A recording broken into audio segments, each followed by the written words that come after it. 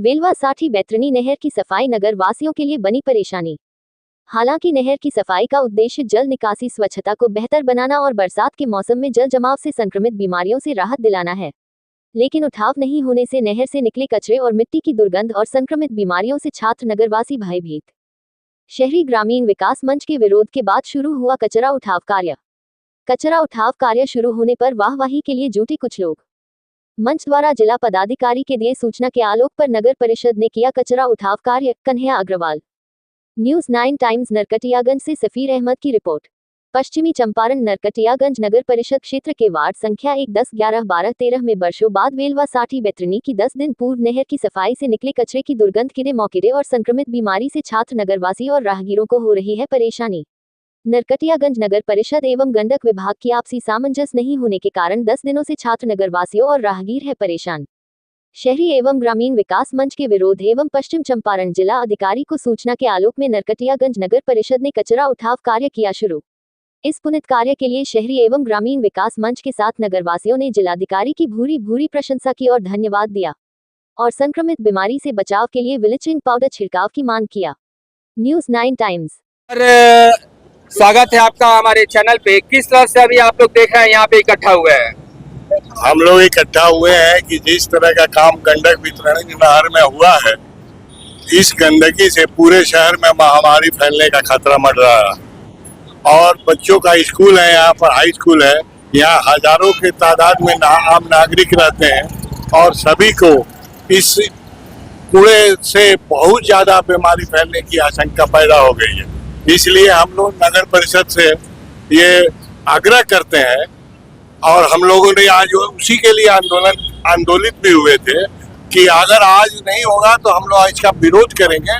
लेकिन धन्यवाद है कि उन लोगों ने आज यहाँ पर काम शुरू कराया है और हम लोग उनसे ये भी मांग करते हैं कि अगर आप इसको सफाई कराने के बाद इस पर ब्लीचिंग पाउडर का पूरा तरह से छिड़काव कराएं, जिससे शहर के लोगों को बीमारियों से राहत मिल सके और सभी लोग स्वस्थ और सुखी रह सकें। अच्छा सर, एक बात बताइए कि जहाँ तक देखने को मिल रहा है कि शहर में अनेकों प्रकार की जो समस्या है, उस समस्या पे जब तक जनता आवाज नहीं उठा रही तब तक उसका निवारण नहीं हो रहा है, और जब जनता आवाज उठा रही है तब उस कार्य को किया जा रहा है। तो इसको लेकर क्या कहिएगा सर आप?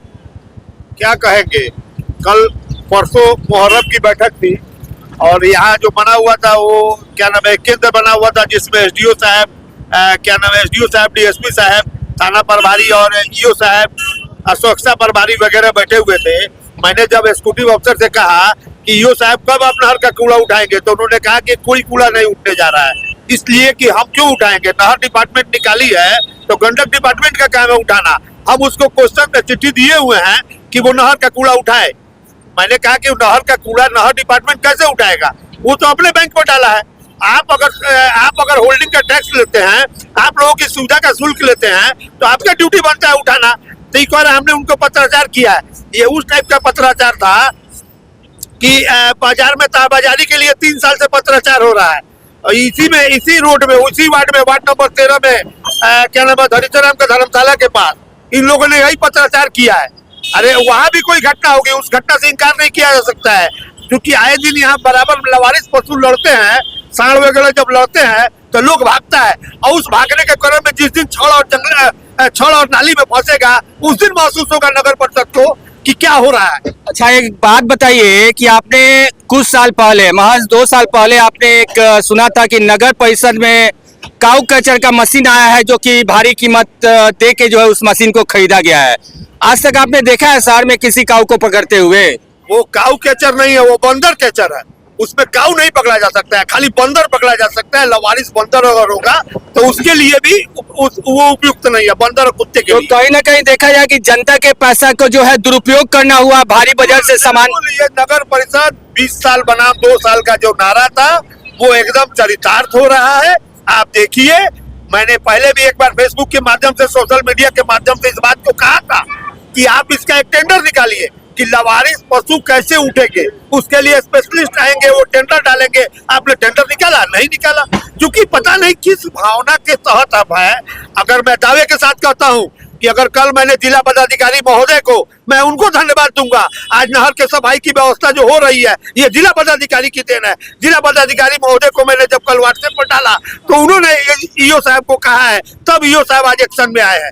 बहुत दुर्भाग्य की बात है कि समस्या यहाँ की, और हम लोग जिला के कप्तान से कहें, हम लोग जिला के सिरोमौर से कहें, ये बहुत दुख की बात है। आप टैक्स लेते हैं, आप 56 लाख रुपए महीने की सफाई करते हैं, जो पहले 5 लाख रुपए में सफाई होती थी, आप 56 लाख रुपए महीने की सफाई करते हैं, 32 लाख रुपए में एनजीओ का खर्चा कराते हैं। एनजीओ तो उनके घर का है ना। बिल्कुल बिल्कुल आप ये जांच का विषय है। संबंधी लोग उनके कर रहे हैं। मुझे तो ऐसा पंकज वर्मा इसके जो संचालक हैं वो उनके भाई के संबंधी हैं। क्या बात करते हैं? या इसका प्रमाण है मेरे पास। परिवारवाद नगर परिषद। हाँ, उस पर नगर पालिका अधिनियम 53-54 लागू हो रहा है। अब बहुत जल्द यह कायम होगा भी, यह प्रमाण के साथ मैं दूंगा। और यह एनजीओ जो है जो नालंदा में ब्लैक लिस्टेड भी है, इसका पूरा कागज मैं निकाल रहा हूँ।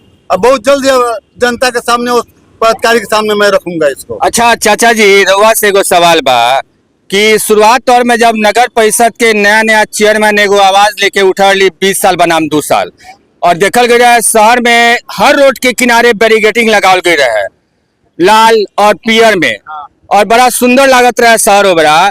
लेकिन कुछ ही महज 3 से 4 से 6 महीना के अंदर सारा बैरिकेडिंग जो है वो टूट गया और कबाड़ वालों द्वारा उसको उखाड़ के ले जाया गया। तो कैसे उसकी जो है व्यवस्था की गई थी कि इस तरह से वो गायब हो गया शहर से, 6 महीने के अंदर सारा बैरिकेडिंग गायब। और सीसीटीवी भी लगाया गया, जो सीसीटीवी भी अभी काम नहीं कर रहा है। सब ऊपर लगाया गया था, जाम थोड़ा किया गया था। अच्छा, वो किसका पैसा था? नगर परिषद का था।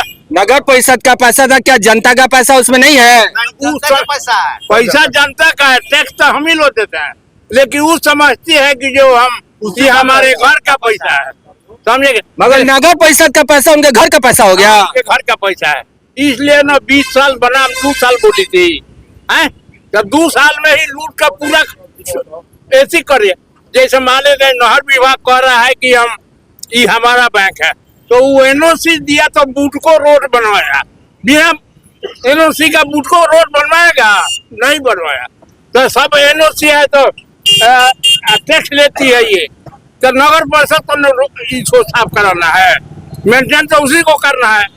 देख सकते हैं कि यहाँ शहरी ग्रामीण विकास मंच के जो लोग हैं वो यहाँ पे उपस्थित हैं और क्या कुछ कहते हैं। क्या कहिएगा चाचा इस नगर परिषद के कार्य को लेके? क्योंकि जहाँ तक अभी मुद्दा है नहर की सफाई का, और नहर के किनारे जो नहर को साफ करके मिट्टी लगाया गया है, और कहीं ना कहीं अगर 2 से 4 घंटे अगर बारिश लगातार होती है तो निकाला हुआ मिट्टी वापस नहर में चला जाएगा। जहाँ तक देखा जाए समय बर्बाद, तेल बर्बाद, तो कहीं ना कहीं ये बिल बनाने का एक मतलब नुकसान निकाला गया है। ये तो लूटने का एक जरिया है। पैसा को कैसे खपाया जाए, जो सरकार पैसा देती है विकास के लिए, शहर के नगर परिषद के विकास के लिए, उसको कैसे लूटा जाए उसके जरिए बनाया गया है ये। दूसरा कुछ मैं नहीं कहूँगा। और ये नहर विभाग जो है इसके साथ साथ बहुत इसमें लूट खसोट होता है। जैसा आप देख सकते हैं कि शहरी ग्रामीण विकास मंच जो है अभी यहाँ पे उपस्थित है सागर श्रीवास्तव जी, और हमेशा जो है शहर के विकास के लिए आवाज उठाते रहते हैं, और कहीं भी अगर इन्हें दिखता है उस तरह का गोलमाल तो ये हमेशा अपनी आवाज को बुलंद करते हैं। तो सर, आज इस कार्य को लेके आपकी टीम जो है यहाँ पे पहुंची हुई है, तो क्या कुछ कहना चाहते हैं आप हमारे वीडियो के माध्यम से जनता को बताएं? साठी वितरणी नहर का जो समस्या था कि मलबे को रोड पे रखा गया, ये काफी दिनों से हम लोग सुन रहे थे कि ऐसी समस्या है, लोग परेशान हैं। तो कल जो है हमारे संगठन के जो हमारे अभिभावक हैं श्री गुड्डू अग्रवाल जी, डीएम से इन्होंने बात किया है जिला अधिकारी महोदय से, और उन्होंने त्वरित कार्रवाई करते हुए कार्यपालक पदाधिकारी को आदेश किया कि वो कूड़ा हटना चाहिए। तो इसके लिए मैं जिला अधिकारी महोदय को धन्यवाद देता हूं कि शहर का ये जो सबसे बड़ा एक कोड था, ये 15 दिनों से 10 दिनों से वो आज साफ हो रहा है। इसके लिए मैं जिला अधिकारी महोदय को धन्यवाद देता हूं।